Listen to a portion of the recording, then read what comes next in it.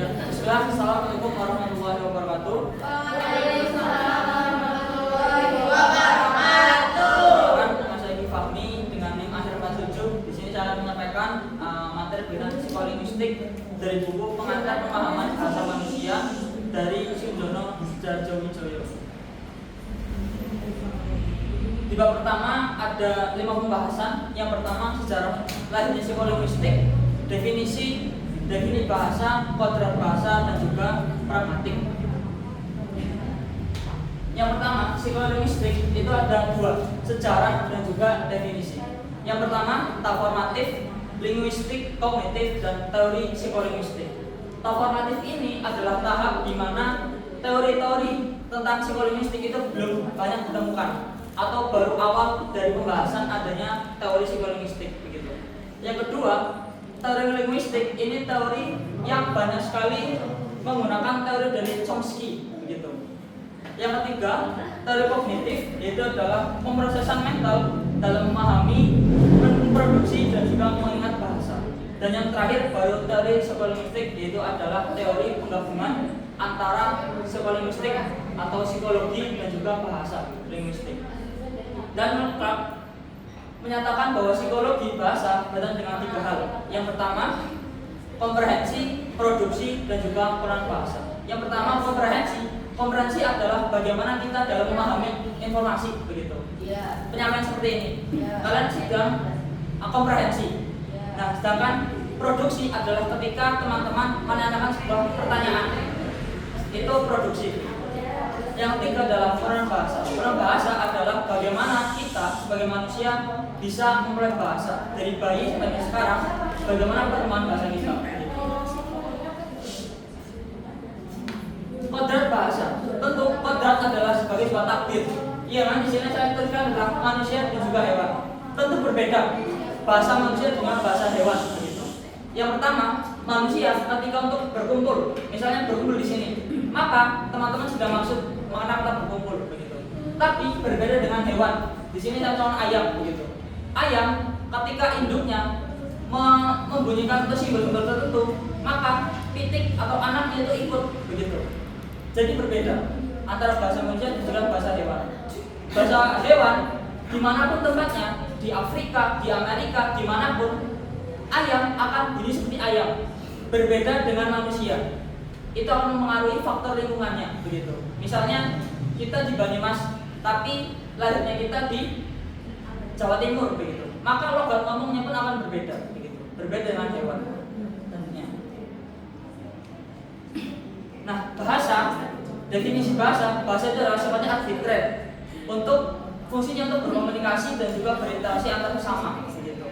Di sini pragmatik itu bukan satu komponen dari sebuah bahasa, melainkan pragmatik ini digunakan untuk bagaimana caranya manusia agar bisa berbahasa dengan layak.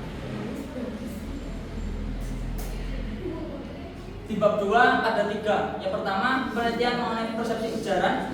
Yang kedua, masalah dalam persepsi ujaran. Dan yang ketiga, mengenai tentang persepsi ujaran dalam konteks. Penelitian mengenai persepsi ujaran ini sudah ada pada Perang Dunia Kedua begitu. Yang dimana dulu menggunakan alat namanya Fukuder itu tahun 1940, lalu dikembangkan lagi menjadi spektrografi yang jauh lebih baik dari sebelumnya begitu. Dan selanjutnya adalah masalah dalam mempersepsi ujaran. Sering sekali kita mendengar ataupun mendengarkan sebuah obrolan. Yang pertama adalah dalam kecepatan berbicara. Yang kedua adalah menangkap dan mencerna bunyi-bunyi kecepatan tertentu begitu. Nah, di sini di bab 3 itu menjawab dari persoalan di bab 2. Yang pertama, ada strategi dalam memahami ujaran. Yang kedua adalah berkaitan dengan ambiguitas. Strategi dalam memahami ujaran, yang pertama sintaksis dan yang adalah semantik. Sintaksis adalah mempelajari bagaimana kata-kata dikombinasikan untuk membentuk kalimat atau struktur tata bahasa. Yang kedua, tentang semantik, mempelajari makna, kata, frasa, klausa, dan juga kalimat. Lalu, di ambiguitas adalah ambigu, dari kata ambigu, maka kalau kita mendalam ambiguum maka perlu adanya proses atau pemikiran sebelum hal itu diputuskan begitu. Dan di sini ada dua, ambiguitas leksikal dan ambiguitas gramatikal. Leksikal adalah sebuah kata memiliki lebih dari satu makna. Yang kedua, gramatikal adalah struktur kalimat memiliki lebih dari satu interpretasi begitu. Di sini contohnya, ambiguitas leksikal, kata bisa dalam kalimat misalnya, ular itu mempunyai bisa yang mematikan, maka bisa di sini artinya racun. Yang kedua, dia bisa berenang, bisa di sini berarti artinya mampu. Contohnya, dan untuk ambiguitas gramatikal ini ada di video ini. Nah.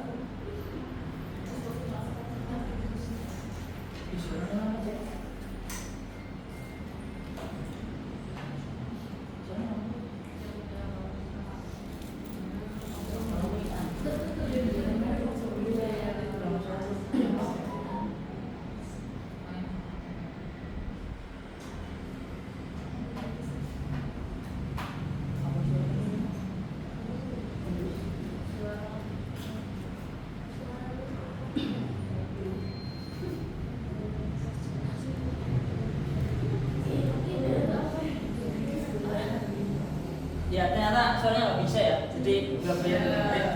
Jadi di sini ini Bapak Jokowi itu bilang ambiguitas gramatikal adalah sudah tapi belum. Ya, ketika ditanya apakah pemohon ikan ini sudah siap, jawabannya Pak Jokowi adalah sudah tapi belum. Coba teman-teman membayangkan itu apa? Tahu teman-teman terkait dengan sudah tapi belum. Katanya sudah, tapi ternyata belum. Tahu teman-teman apa?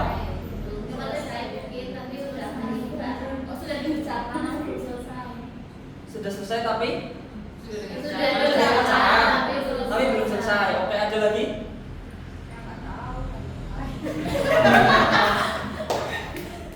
Ya,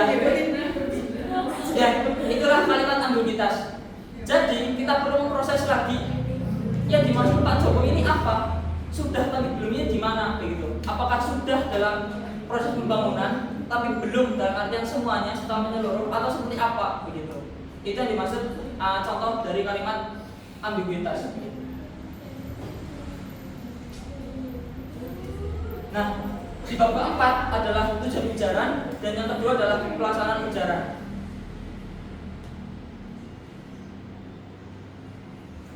Tujuan ujaran ada 5: representatif, direktif, komisif, ekspresif, dan deklarasi.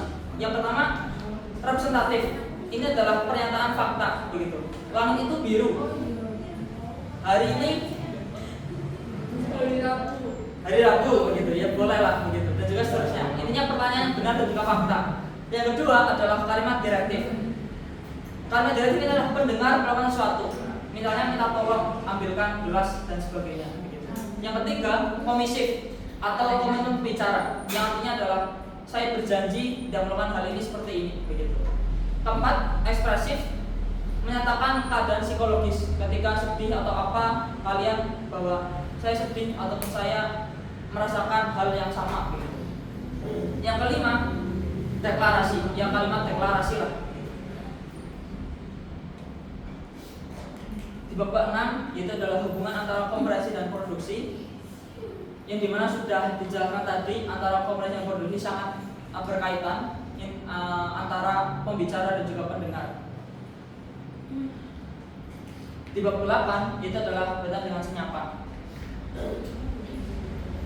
Senyapan itu adalah adanya jeda berbicara langsung. Beberapa faktor bisa dikarenakan tidak siap atau karena adanya rasa kehati-hatian dalam berbicara. Ada 2 macam senyapan, yaitu yang pertama senyapan diam. Misalnya, aku kemarin ke Semarang, ada senyapan antara ke Semarangnya, begitu. Yang kedua, senyapan terisi. Misalnya di sini, menurut Bapak Presiden, tanggapan Bapak Presiden mengenai UU TNI yang disahkan, apakah itu tidak mengembalikan difungsi ABRI itu. Bab 8 yaitu adalah pengetahuan tentang kata. Aspek ada aspeknya ada 4. Yang pertama semantik, sintaksis, fonologi, dan juga pragmatik. Yang dimana kita sudah mempelajari penting sekali untuk bisa memahami kata-kata seperti ini, aspek-aspeknya. Bab ke-8 atau 9, struktur mulut manusia vs binatang. Tentu berbeda struktur mulut manusia dengan binatang. Di sini saya contohkan yaitu adalah gorila atau simpanse itu mempunyai struktur tengkorak yang berbeda dengan manusia begitu. Maka tentu dalam ujarannya pun berbeda. Di bab 9 ini adalah membahas tentang kekidalan dan kekinanan. Kekidalan dan kekinanan, manusia ada yang kidal dan ada yang kanan begitu ya. Sementara itu ada juga orang yang mampu memerankan keduanya, seimbang antara kanan dan juga kiri begitu, dalam menulis ataupun dalam hal yang lainnya begitu. Orang semacam itu dinamakan ambidextrus. Apakah ada korelasi antara kekidalan dan kekinanan dalam pemakaian bahasa ataupun dalam kemampuan intelektual lainnya? Jawabannya ada korelasi dalam cara otak memproses bahasa. Orang kidal kemungkinan lebih besar menggunakan otak kanan atau dua belah otak untuk bahasa. Orang kinan lebih besar kemungkinan dominasi otak kiri untuk bahasa. Terakhir, bahasa ibu vs bahasa sang ibu. VS jelas. Bahasa ibu adalah bahasa yang pertama dikuasai atau diperoleh anak. Bahasa sang ibu adalah bahasa yang dipakai oleh orang dewasa pada waktu berbicara dengan anak yang sedang dalam memperoleh bahasa ibu. Begitu. Itu mungkin dari saya dari bab 1 sampai bab 10. Sekian yang dapat saya sampaikan. Apabila ada pertanyaan silakan bisa disampaikan.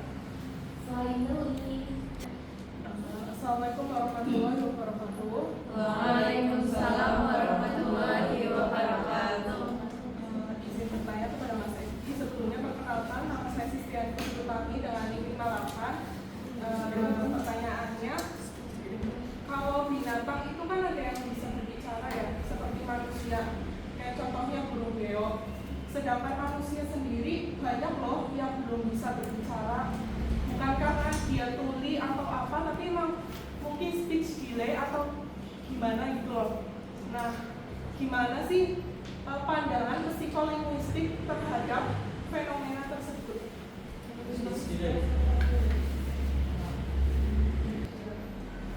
Ya, izin menjawab dari pertanyaan Mbak Uta berkaitan dengan speech delay gitu ya, ataupun keterlambatan berbicara. Betul? Ya. Speech speech delay kan memang sering kita temui lah di umuran yang masih bayi gitu, ataupun yang mungkin sudah dewasa tapi belum bisa berbicara gitu dengan baik. Mungkin saya menyebutkan faktor-faktornya apa sih yang menyebabkan mereka speech delay begitu. Yang pertama adalah berkaitan dengan faktor lingkungannya yang kurang mendukung ataupun stimulasi lingkungan yang kurang begitu. Dalam artian banyak sekali tontonan-tontonan di YouTube dan sebagainya itu tidak mendukung adanya berbahasa yang baik begitu. Contohnya adalah film-film ataupun kartun-kartun dari Coca-Cola gitu yang lebih colorful dan sebagainya, dan itu memang terbukti melambatkan keterampilan berbicara begitu. Dan juga dari orang tuanya yang tidak memberikan stimulus yang baik kepada anaknya begitu Mbak Uta. Terus kenapa kalau burung beo itu lebih gampang memahami atau lebih cepat menangkap perkataan dari pemiliknya ketimbang manusia yang masih kecil? Berarti kan otak hewan itu lebih baik daripada manusia, atau gimana gitu pandangan psikolinguistik terhadap itu sebenarnya yang saya tanyakan sebelumnya? Oh, berarti lebih kepada burung, bukan speech delay-nya? Bukan burung begitu.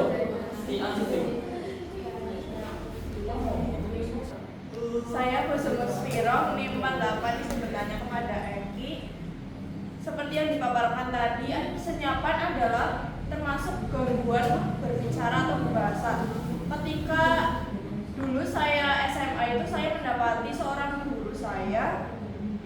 terlalu sering menggunakan senyapan e ketika berpidato, ceramah ataupun dalam situasi mengajar. Bagaimana menurut Mas Eki untuk mengatasi gangguan senyapan tersebut menurut teori psikolinguistiknya? Apakah senyapan terlalu sering menggunakan senyapan itu berdampak positif ataupun negatif kepada lawan bicara kita?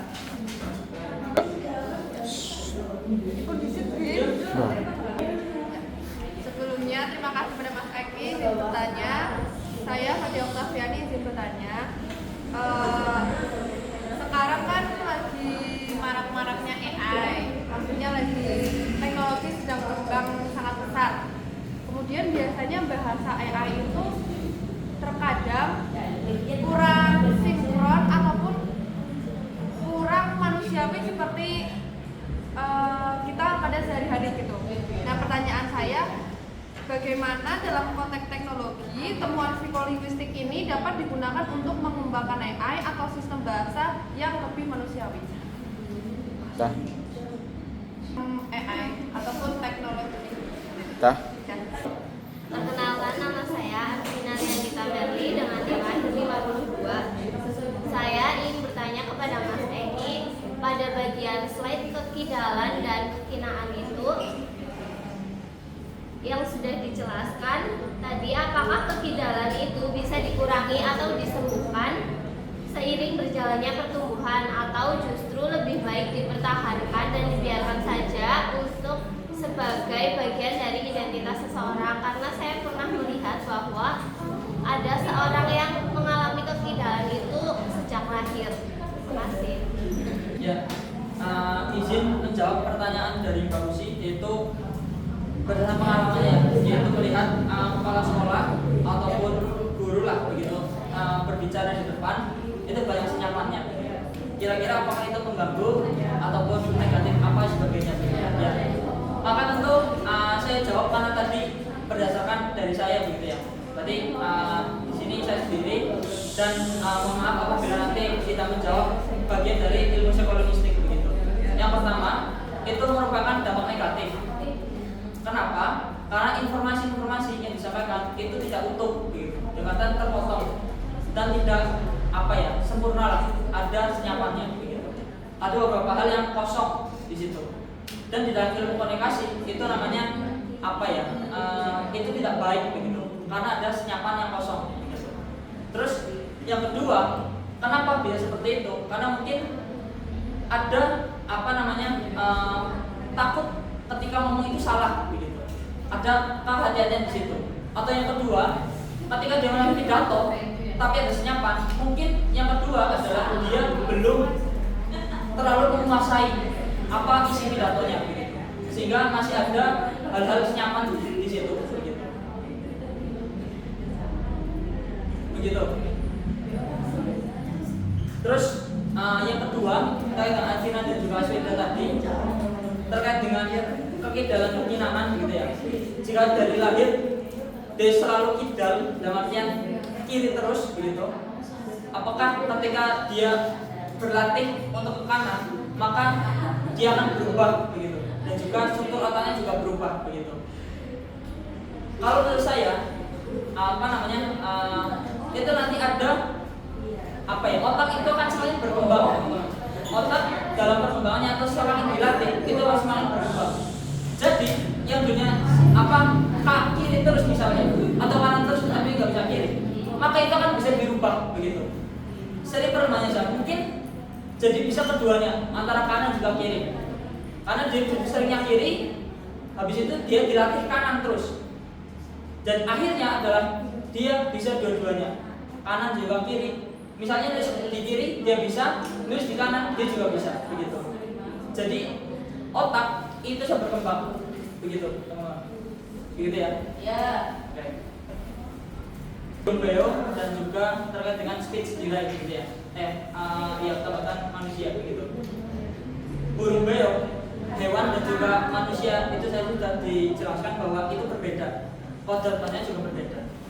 Burung beo, hewan itu hanya bisa berbicara, tidak bisa berbahasa. Berbahasa Indonesia adalah adanya struktur kalimat yang jelas begitu. Seperti itu. Itu manusia dan juga perbedaannya situ. Dan berhubungan dengan Swidira itu apa? Swidira itu masih ada kemungkinan ataupun masih ada untuk bisa berbahasa begitu. Dalam artian walaupun dia terlambat, tapi dia masih punya potensi untuk mempunyai berbahasa begitu. Berbeda dengan burung. Burung hanya bisa, burung dia contohnya hanya bisa mengulangi apa yang kita ucapkan begitu. Tapi tidak bisa mengucapkan seperti ini begitu. Spontan apa yang dipikirkan lalu dia keluarkan. Itu nggak bisa begitu. Jadi hanya bisa berbicara, tidak bisa berbahasa. Itu perbedaan dari hewan dan juga manusia begitu. Menjawab? Ya, izin menjawab pertanyaan dari Mbak Fadia. Mbak Fadia berkaitan dengan AI ya, begitu AI. Bagaimana caranya atau bagaimana pandangan psikolinguistik berkaitan dengan AI? Begitu. Mungkin apa? Ya, izin menjawab Mbak Fadia berkaitan dengan pertanyaannya, yaitu terkait dengan apakah ilmu dari psikolinguistik ini itu bisa memanusiakan AI gitu ya, ataupun apa namanya dibahasakan secara manusiawi di AI gitu. Nah, jawabanku adalah sepertinya sulit begitu. Kenapa? Karena AI ini kan adalah sebuah sistem begitu yang dibuat oleh manusia juga begitu. Jadi ya ketika mau mau melahirkan jawaban yang manusiawi ya, maka tentu harus datang dari manusia sendiri. Ketika membuat jawaban ataupun apa ya, manusia sendiri itu yang mempengaruhi begitu. Jadi mungkin psikolinguistik itu menyediakan landasan teoritisnya begitu. Dan AI-nya nanti berkaitan dengan hal yang lain. Begitu mungkin. Tutup. Ya nggak apa-apa emang. Emang salah aku janjian emang. Ya, sekian yang dapat saya sampaikan. Terima kasih atas partisipasinya dan juga pertanyaannya, berusaha luar biasa. Sekian. Wassalamualaikum warahmatullahi wabarakatuh. Waalaikumsalam.